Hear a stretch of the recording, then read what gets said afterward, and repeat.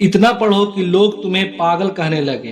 गर्मी का मौसम, ना कोई पंखा, ना कोई कूलर, ना एसी। पिछड़ा हुआ गांव जिसे शहर में 4 लोग भी नहीं जानते। सड़क इतनी कच्ची कि 4 कदम चलना भी मुश्किल हो। परिवार की हालत कुछ ऐसी कि खुदकुशी करने का मन करे। कमाने वाला एक पिता और उस छोटी सी कमाई पर पलने वाली 3 औलादें और माँ। रात ढल रही थी, पूरा गांव एकदम गर्मी से परेशान, इस करवट से उस करवट, बस करवटें बदलकर अपनी नींद पूरी कर रहा था। लाइट्स तो छोड़ो, एक मोमबत्ती का होना भी मुश्किल था। लेकिन तभी उसी गांव के एक झोपड़ी के मकान में एक छोटी सी लालटेन जल रही थी, जिससे कुछ 3 मीटर दूर एक जवान लड़का पसीने से भींगा हुआ अपनी किताबों को रटे जा रहा था। वह पसीने से पूरा भीग चुका था, ऐसा लग रहा था उसने पसीने से नहा लिया हो। लेकिन फिर भी उसको देखकर जरा सा भी ऐसा नहीं लग रहा था कि उसको गर्मी लग रही है या अंधेरा और पसीना उसे परेशान कर रहा हो। वो बस पढ़ते जा रहा था।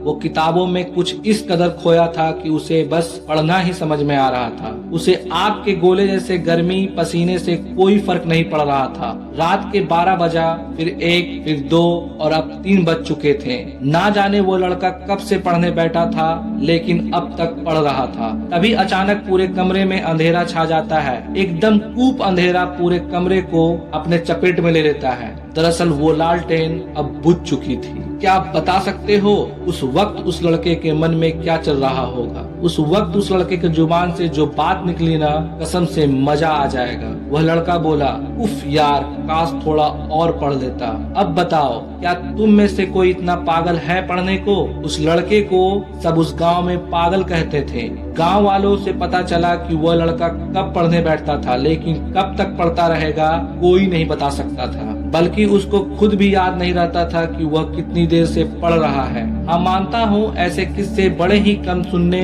और देखने को मिलते हैं, लेकिन जब भी मिलते हैं कसम से दिल में आग लगा देती है। इतना पढ़ने वाला लड़का पता है आगे क्या करता है?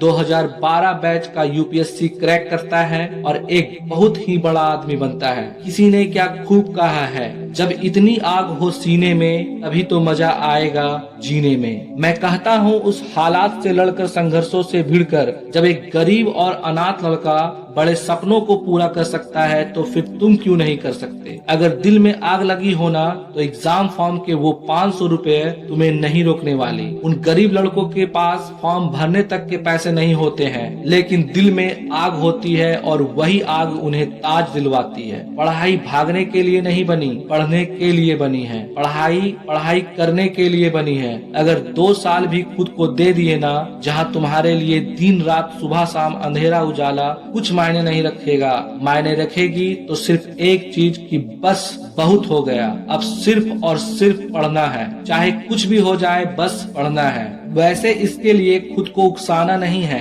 और ना कोई जबरदस्ती करनी है। बस अपने दिमाग को और अपने मन को समझाना है पढ़ने के लिए। पढ़ना है तो सिर्फ इसलिए क्योंकि यह मेरा हक है, मेरा गर्व है। कल मेरा हथियार बनेगा और इसी से मेरा भविष्य चमकेगा। अगर दिमाग में 4 पैसे का ज्ञान नहीं होगा ना, तो अपने खुद के बच्चे भी इज्जत नहीं करेंगे। अगर आज पढ़ा नहीं तो कल खेत खलियान सब बिक जाएंगे और भूखे पेट जिंदगी काटना बहुत मुश्किल है।